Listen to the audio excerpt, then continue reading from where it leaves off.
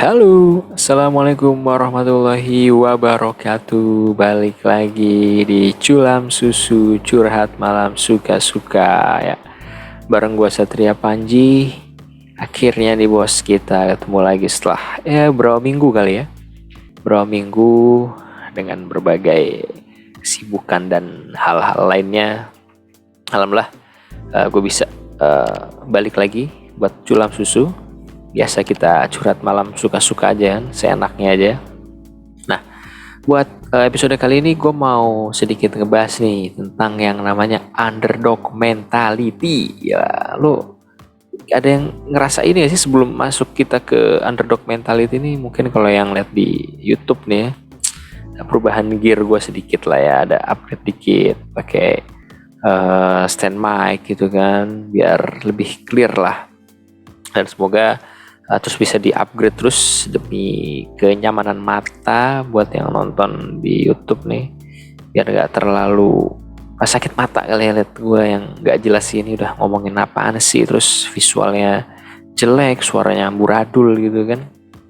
Nah, semoga di episode kali ini lo semua bisa menikmati atau bisa dapet lah intinya apa yang mau gue bahas nih tentang tadi ya, underdog mentality. Apa sih underdog mentality itu apa ya? Underdog ya, under di bawah, dog anjing. Masih di bawah anjing, anjing. Duh, please nih, jokes bapak nih keluar mulu nih bangsat emang. Ya, jadi belibet banget gue asli. Underdog mentality itu ya, ini berdasarkan gue research di wiki di DAO. Jadi tuh underdog tuh biasanya diibaratkan ini nih bos, sebutan bagi orang atau regu dalam sebuah kompetisi. Nah, dan biasanya ini dalam olahraga sih ya, ataupun juga karya-karya yang lain, karya-karya kreatif yang ya, biasanya tuh disangka akan mengalami kekalahan gitu, atau dalam kata lainnya tuh nggak diunggulin gitu. Jadi suatu tim atau suatu orang lah mungkin yang dianggap underdog tadi dalam suatu kompetisi ya, atau dalam suatu olahraga tadi karya, itu dianggapnya ya dia nggak diunggulin, siapa sih dia gitu, kayak dianggap sebelah mata lah gitu kan. Nah, kenapa gue mau ngebahas seputar underdog mentality ini nih? Ini gue berdasarkan sebutan ataupun juga produk ya, sebenarnya sih ide mungkin ya, ide dari Rocky Padilla gitu. Gue juga terinspirasi dari dia. Rocky Padilla ini penggiat basket. Nah, lu udah pada tau lah kalau yang hobi basket harusnya siapa Rocky Padilla ini ya, dengan karya-karyanya dia, terus juga mungkin konten-kontennya kan. Ada tuh kaosnya dia namanya underdog mentality. Nah, gue tertarik aja gitu buat ngebahas, dan ternyata kayaknya seru juga ya ngebahas underdog mentality ini, karena tadi itu nggak diunggulkan, terus biasanya kita dilihat sebelah mata. Dan gue berusaha ngebahasnya nih secara general ya, mungkin bisa lu anggap orangnya kah, atau mungkin timnya tadi, mungkin suatu karya gitu. Kita punya mental ataupun kita juga mempunyai mindset itu sebagai underdog gitu. Jadi kita ngerasanya tuh nggak diunggulin gitu. Nah, jadi tadi ya based on Rocky Padilla itu underdog mentality, kayaknya gue rasa menarik juga nih, kayak seru juga ya buat ngebahas underdog mentality ini kan. Dan selain itu juga underdog mentality itu biasanya tuh diam-diam tapi meroket gitu, mengkagetkan gitu, kayak ya itulah lo simpulkan sendiri gitu, dia nggak terlihat tapi wow gitu, wow. Nah, jadi si underdog mentality ini nih atau mindset ini pokoknya gue seterah gue aja ya mendefinisikan, terserah lo mau sepakat atau enggak, boleh aja langsung kasih komen-komennya aja, kasih pendapat lo juga. Karena si underdog mentality ini kita terbiasa nggak diunggulkan gitu kan, jadinya kita tuh terbiasa selalu untuk berbuat maksimal gitu ya. Kalau yang gue tangkap tuh gitu.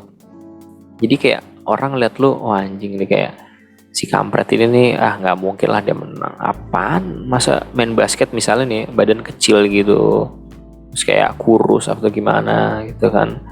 Terus kayak misalnya orang seniman atau yang lain kayak punya karya, kayak ini karya apaan sih, nggak jelas, lo cuman alay-alay atau apa misalnya nih. Itu mungkin ini juga nih podcast ini Culam Susu, yang dulu gue terinspirasinya, gue mau ceritain kisah hidup gue kali ya, tapi semakin kesini kayaknya lebih ditambahin kita suatu fenomena sosial aja kali ya, kayak hidup gue mungkin ya gak terlalu seru-seru juga atau bagaimana. Jadi siapa tahu orang lain nganggepnya apaan sih lu Ji, kayak bangsat ya. Emang nama gue bangsat karena Satria kan, gak jelas gitu. Tapi ya siapa tahu knows gitu, setahun 2 tahun ke depan ini bisa jadi bahan apa ya, bahan tambahan lah buat lo semua yang dengerin, yang nonton, terkait dengan fenomena-fenomena sosial yang ada sekarang saat ini gitu, terkait dengan pandangan gue seperti apa menanggapinya. Itu tadi, jadi kayak kita terbiasa buat selalu maksimal gitu ya. Gue sebisa mungkin juga maksimal juga nih ngebikin ini gitu, walaupun memang masih ya banyak terbatas lah alat-alat yang namanya juga selingan kan, bukan pekerjaan utama gue dan lain-lainnya. Tapi ini apa ya, kayak bagian dari gue yang lain tuh, jadi kayak gue puas aja gitu kalau gue ngebuat ini gitu. Dan kayak seperti ada yang tersalurkan dan tidak ada batasan-batasan gitu, harus A, harus B, pokoknya terserah gue aja. Karena kan juga culam susu kan, gue namain aja udah suka-suka gitu kan, curhatan. Kita terbiasa buat selalu maksimal ya, balik lagi. Dan kita tuh terbiasa tuh nggak berpuas diri bos, apapun posisinya tadi. Lo dalam perseorangan, karir atau kerjaan lo, terus olahraga, terus apa ya, tadi ya karya mungkin, konten dan lain sebagainya, lagu dan ya pokoknya apapun lah itulah. Lu nggak berpuas diri karena lu sadar kalau lu tuh punya mindsetnya lu tuh underdog di situ, lu tuh siapa gitu, lu dilihat sebelah mata sama orang. Jadi lu akan berusaha maksimal nih buat nunjukin ke orang-orang kalau lu bisa gitu, lu bisa maksimal di sini. Dan lihat nih suatu saat gua akan mengagetkan lu semua gitu. Gue akan kasaran ini bahasanya, gue akan tutup mulut lu semua, bullshit lu semua gitu kan.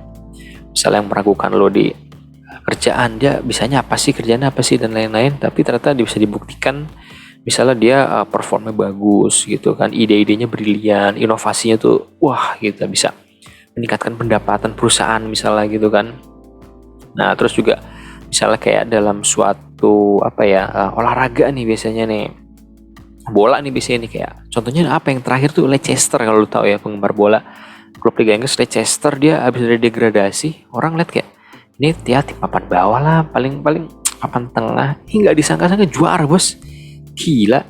Liverpool aja jagoan gue nih dulu yang waktu itu 2016 apa ya, udah puasa berapa puluh tahun itu gak juara-juara, dia duluan yang juara, baru degradasi dari baru promosi dari tim divisi bawahnya gitu kan, Liga Inggris ya, yang liga utamanya, dalam setahun 2 tahun tuh langsung gak disangka-sangka juara gitu. Itu juga bahkan Tottenham gitu, yang biasanya kita lihat seperti dia jago, cuman mungkin orang kayak ngelihatnya dia ya kasta inilah, kasta tengah-tengah gitu, tapi sering menyulitkan nih klub-klub papan atas gitu. Jadi banyak itu sebenarnya teman-teman semuanya ya, bos-bosku. Terus juga kalau di IBL misalnya nih, kalau klub olahraga NSH, terus Louvre yang baru, dan mungkin ini ada kejutan lagi, bisa jadi nambah klub IBL-nya. Akan ada kejutan lagi, klub baru bisa mungkin masuk semifinal atau bahkan masuk final atau bahkan juara gitu. Nah itu, jadi karena kita terbiasa underdog mentality itu, orang nggak expect kita akan melakukan sesuatu yang wow ya. Jadi kayak kita ya mau nggak mau lu tadi kan ngasih maksimal, dan biarin aja nanti hasilnya orang yang akan menilai gitu, dan dia akan kaget-kaget gitu, anjir nih si orang ini nih, si tim ini misalnya nggak sesuai ekspektasi gua nggak ngira nih dia bakal misalnya 3 besar lah, atau semifinal atau final bahkan. Dan di posisi kita yang punya mindset underdog mentality itu, jadi kita juga nothing tulus gitu ibaratnya, kita nggak punya beban gitu kan.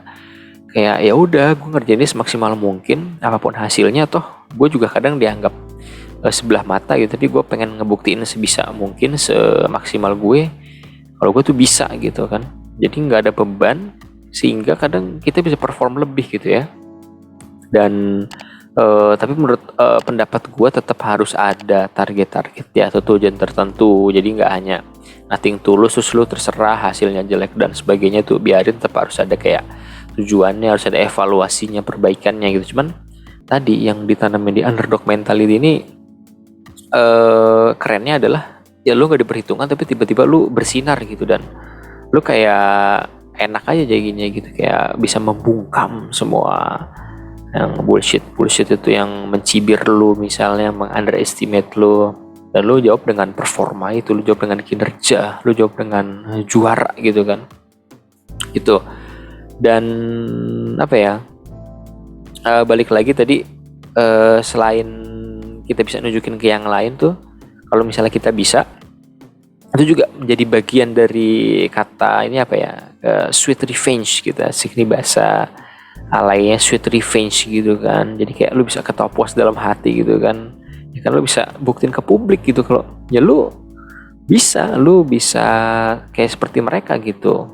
Lu bukan underdog gitu, oke, ya orang lain boleh lu anggap underdog, tapi dari lu sendiri mentalnya tetap underdog mentality, tetap ngasih maksimal, dan lu bisa bersaing dengan tim-tim papan atas, dengan top-top orang di atas sana gitu, dalam suatu case apapun tadi gue bilang ya, kondisi apapun atau di suatu lingkungan apapun lah gitu Pos. Jadi sekilas aja nih, makanya gue ngebahas seputar underdog mentality ini.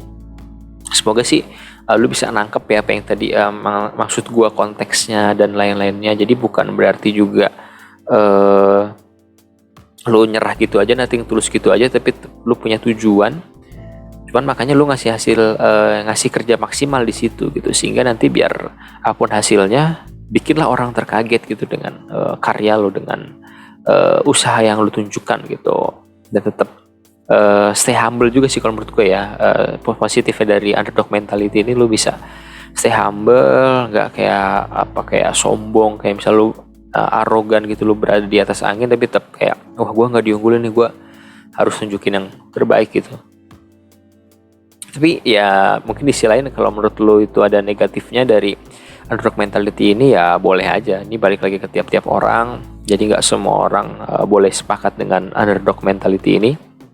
Nah tadi di awal ya gue tertarik aja nih ngebahas ini karena dari Ko Rocky Padilla udah ada apa ya, sempat sering nyebut lah, atau kayak ada kaosnya tuh, dia tuh kayak asik juga ya, kayak punya underdog mentality ini seru juga kayaknya ya, kalau misalnya ya jadi mindset kita, tapi bukan mental kalah, beda ya, tapi kayak tetap nunjukin ke orang bahwa lu bisa gitu walaupun lu nggak diunggulin gitu.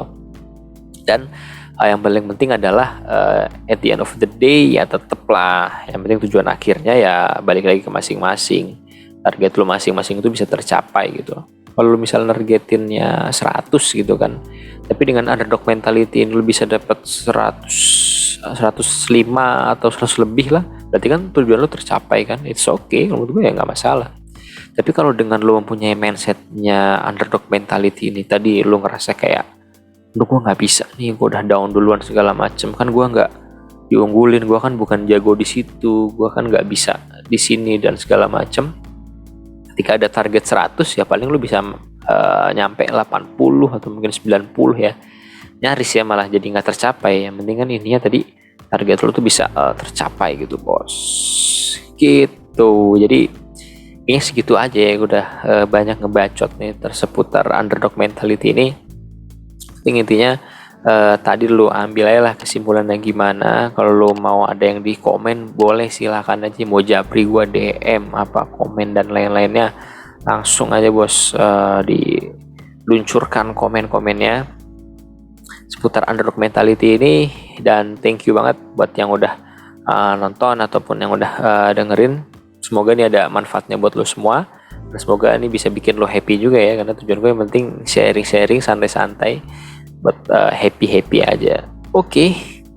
Thank you sekali lagi udah dengerin Culam Susu. Sampai ketemu di episode selanjutnya. Culam Susu, curhat malam, suka-suka. Wassalamualaikum warahmatullahi wabarakatuh.